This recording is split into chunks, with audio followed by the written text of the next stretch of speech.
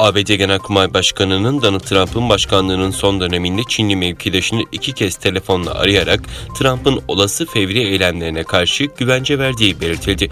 Eski başkan Donald Trump ise sert tepki göstererek haberlerin doğru olması durumunda bunun vatana ihanet anlamına geleceğini söyledi.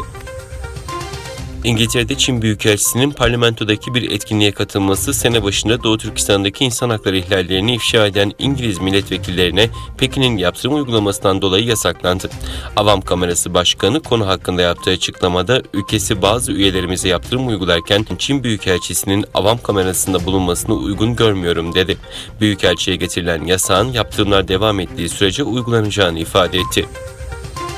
Japonya'da İktidar Partisi liderliğine aday eski Dışişleri Bakanı Çin'in bölgede artan faaliyetleri karşısında aynı fikirdeki demokrasilerle çalışacağı sözünü verdi.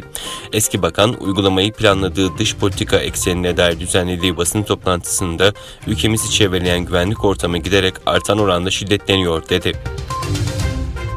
3 eski ABD ajanı Birleşik Arap Emirlikleri adına bilgisayar korsanlığı yapmakla yargılanacak. ABD Adalet Bakanlığı ajanların para karşılığı casus yazılım geliştirmekle ilgili operasyonlar yürüttüklerini kabul ettiklerini açıkladı.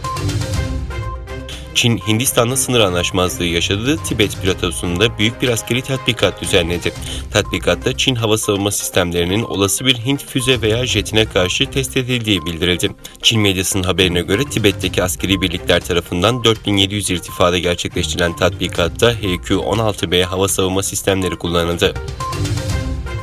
BBC'nin haberine göre Afganistan kadın milli futbol takımının bazı oyuncuları Taliban yönetiminden kaçarak Pakistan'a gitti. Kadın futbolcular seyahat sırasında başlarına bir şey gelmemesi için burka giymek zorunda kaldı. Pakistan yetkilileri bazı genç futbolcular ve ailelerinden oluşan 80 kişilik grubun salı gecesi Torkham sınır kapısından ülkeye giriş yaptıklarını açıkladı.